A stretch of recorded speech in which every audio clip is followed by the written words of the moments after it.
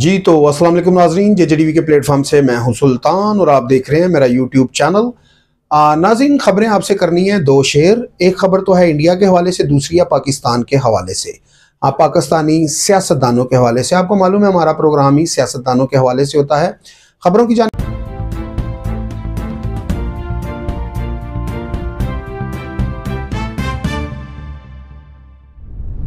आगे बढ़ने से पहले मेरी रिक्वेस्ट है कि चैनल को लाइक कर दें, शेयर कर दें और वीडियो को ज़्यादा से ज़्यादा शेयर कर दें और चैनल को सब्सक्राइब कर दें ताकि आने वाली जो वीडियो है बर वक्त आप तक पहुंच सके।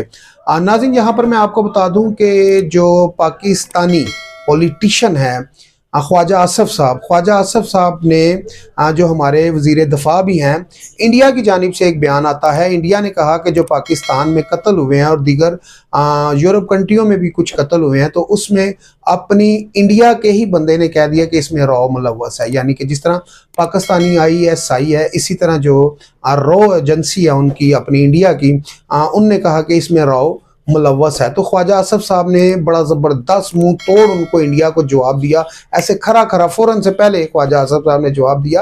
वज़ीर दफ़ा भी हैं हमारे, तो उन्होंने कहा कि जो इंडिया है, इंडिया के बारे में हमें मालूम है कि इंडिया कितना मुलव्वस है, पाकिस्तान में कितने जसूस हैं उसके पाकिस्तान में। और पिछले दिनों में भी एक जसूस पकड़ा गया था। फिर अभिनंदन जो जहाज़ से कह लें कि पाकिस्तान का रोड लगाना चाह रहा था, तो उसको मार गिराया पाकिस्तानी हमारे पायलट ने। तो उसको भी मुंह तोड़ जवाब दिया और कैसे थप्पड़ों की बरसात हुई उसके ऊपर, अभिनंदन के ऊपर। और कह लें कि जो जसूस पकड़े फिर उनको भी मारा पीटा। मकसद ये बात करने का, ख्वाजा आसफ साहब ने यहाँ पर बड़ा अच्छा इंडिया को जवाब दिया कि हमारे पास रिटर्न में, वीडियो में, ऑडियो में हर तरह के ऐसे सबूत पड़े हुए हैं जो आलमी सतह पे आर्मी अदालतों में ये केस भी चल रहे हैं कि जो इंडिया की जो रॉ है वो काफ़ी सारे ऐसी चीज़ों में मुलव्वस पाई गई है। अभी पिछले दिनों में कोई सिख थे इंडिया के, तो उनका कह लें कि यूरोप कंट्री में कत्ल हुआ, तो उसमें भी जो शवाहिद मिले उसमें भी रॉ मुलव्वस थी। ये नाम लिया जा रहा है मोदी का, कि मोदी की जो सियासत है, जो वहाँ के कह लें कि प्राइम मिनिस्टर हैं इंडिया के, तो उनने कहा इसमें मोदी साहब मुलव्वस है। मोदी साहब की जो सियासत है वो यही है, किसी को मार दो और किसी को भड़का दो, उनकी सियासत यहाँ तक की है। तो ख्वाजा आसफ साहब ने कहा कि आलमी सतह पे आर्मी अदालतों में हम आपको घसीटेंगे और लेकर भी जाएंगे, और जितने भी आप लोगों ने मर्डर किए हैं, जितने भी आपके पाकिस्तान में जसूस हैं और ये वो सारे मामला वो हमारे पते में है। तो आपको ख्वाजा आसफ साहब ने कहा हम कहाँ तक घसीटेंगे, ये आपको बातें सारी बताएंगे, ठीक है ना। तो इसमें पाकिस्तान को अपनी तरफ से या बातों ही बातों में धमकी लगाने की कोशिश ना करें। पाकिस्तान एक मजबूत मुल्क है, पाकिस्तान की जो फौज है वो एक मजबूत है। मैं इसीलिए हमेशा पाकिस्तानियों आपको कहता हूँ ना कि जो पाकिस्तान की फ़ौज पे जब आप तनकीद करते हैं तो ये सोचा करें कि पाकिस्तान की फ़ौज ही है जिसने आपको कल को हर उस जगह से बचाना है जहाँ से आपने शर्मिंदा होना है। क्योंकि पाकिस्तानी फ़ौज है जो बॉर्डरों पे मरती है पाकिस्तान के लिए, कोई सियासतदान नहीं मरता और ना ही कभी अवाम जाके बॉर्डरों के ऊपर लड़ी है और मरी है। फौजी ही मरता है हमेशा। तो फौज का जो मराल है, जो फौज की इज्जत है, वो आप बरकरार रखा करें। सियासतदानों के पीछे लग के फौज को बुरा भला ना कहा करें। दूसरी खबर है जनाब शेर अफजल मरवत साहब के हवाले से। शेर अफजल मरवत साहब एक प्रेस कॉन्फ्रेंस कर रहे थे जिसमें कह लें कि जो चेयरमैन कह लें कि जो PTI हैं वो भी उनके साथ थे। तो उसमें उनने कहा कि राना सनाउल्लाह साहब की मुझे अब बात समझ आई। अच्छा, इनके ऊपर तनकीद क्यों होती है ज़्यादा शेर अफजल मरवत साहब के ऊपर? अपनी ही पार्टी में वो एक तो तनकीद का निशाना बने रहते हैं, अपनी ही PTI के लोग उन पे कह लें कि जो तनकीद करते रहते हैं। तो PTI के लोगों को ये सोचना चाहिए कि जब 9 मई का वाक़या हुआ, जब सब सियासतदान भाग गए थे, तो पार्टी को संभाला किसने? पार्टी का बयानिया लेके चलता कौन रहा? उसका नाम शेर अफजल मरवत ही था, जो पार्टी का पूरा बयानिया लेकर चलता रहा। आज अगर आप लोग कि शेर अफजल मरवत को साइड पे किया जाए तो ये मेरा ख्याल एक बड़ा जुल्म भी होगा, एक ज़्यादती भी होगी।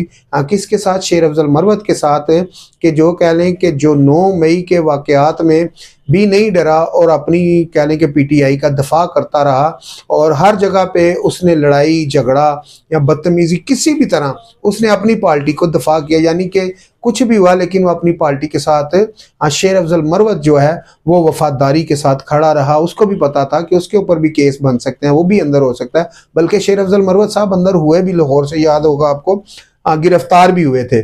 तो यानी कि उनको भी चुप करवाने की कोशिश की गई लेकिन वो भी चुप नहीं हुए, लेकिन वो अपनी पार्टी का जो बयानिया था वो लेकर चलते रहे। और आज जब पार्टी का कह लें कि जो ठंडी हवाएं हैं जब आनी शुरू हो गई हैं, और यहाँ पर मैं आपको बता दूं कि जो है कि जो 9 मई के मुलजिम थे, मुजरिम नहीं कहूँगा क्योंकि मुलजिम है, क्योंकि मुजरिम वो होता है जिसको सज़ा हो जाती है, ये मुलजिम है जिनको सज़ा भी नहीं हुई।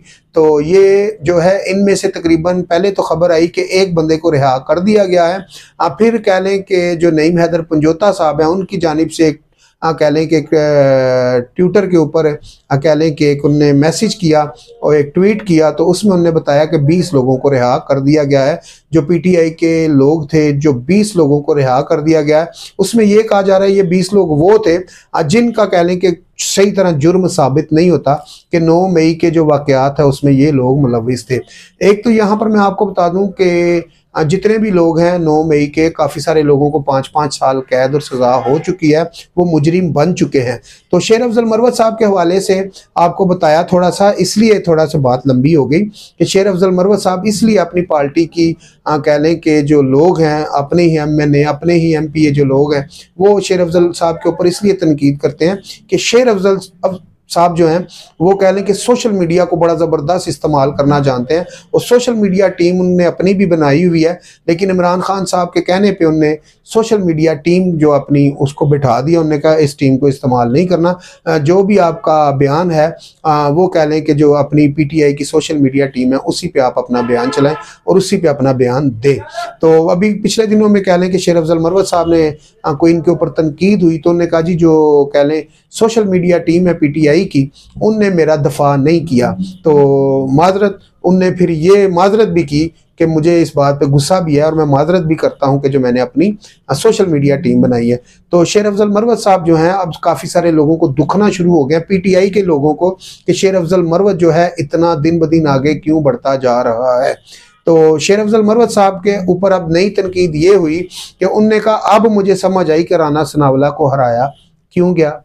ये अब तारीफ आ गई ना, शेर अफजल मरवत साहब ने कर दी ना नून लीग की तारीफ, तो अब मरोड़ पड़ जाएगा उन लोगों को जो PTI के MP MNA है कि यार इस बंदे ने तारीफ क्यों कर दी। अब शेर अफजल मरवत साहब ने कहा जी मुझे अब समझ आई राना सनावला साहब को इसलिए हराया गया है कि जो कह लें कि इंटीरियर मिनिस्टर था, वजीर कानून था इस्लामाबाद के, इंटीरियर मिनिस्टर मोहसिन नकवी साहब को जुलाना था।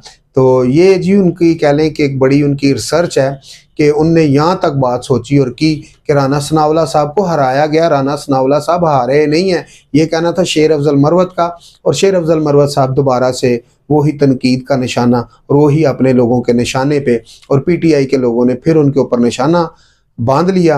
और PTI के अब कह लें कि काफ़ी सारे ऐसे लोग हैं जो खुल के सामने आना शुरू हो चुके हैं। अब PTI में काफ़ी सारे धड़े बन चुके हैं। उसकी वजह यह है कि जो इमरान खान साहब हैं वो डयाला जेल में हैं, और जब कह लें कि वो एक शेर सा भी है, गाना भी है, कौन भला उस बाग को पूछे होना जिसका माली। तो यहाँ पर अब मसला ये है कि माली अंदर है तो बाग जो है वो बिखरा हुआ है, तो बाग को समेटने के लिए अब एक माली बनाया गया था, लेकिन उस माली की कोई सही तरह सुन नहीं रहा। लेकिन यहाँ पर मसला ये है कि जितने भी PTI में कह लें लोग हैं, हर बंदा अपने आप को इमरान खान समझ रहा है, और जो पुराने हैं उनका कहना है जी ये जो पैराशूटर आए हैं तो ये पार्टी को ले डूबेंगे, हम लिहाजा हमें पार्टी को बचाना है। पुराने जो लोग हैं, ठीक है जी, और पुराने लोग ये कह रहे हैं कि हमें पार्टी को बचाना है और पार्टी को जो है कि हमें आगे तक लेकर जाना है। लेकिन यहाँ पर मसला ये है कि 9 मई का जब वाक़या हुआ तो जब सब PTI के सियासतदान भाग चुके थे तो वहाँ पर एक ही शख्स खड़ा था जिसका नाम था शेर अली अफजल।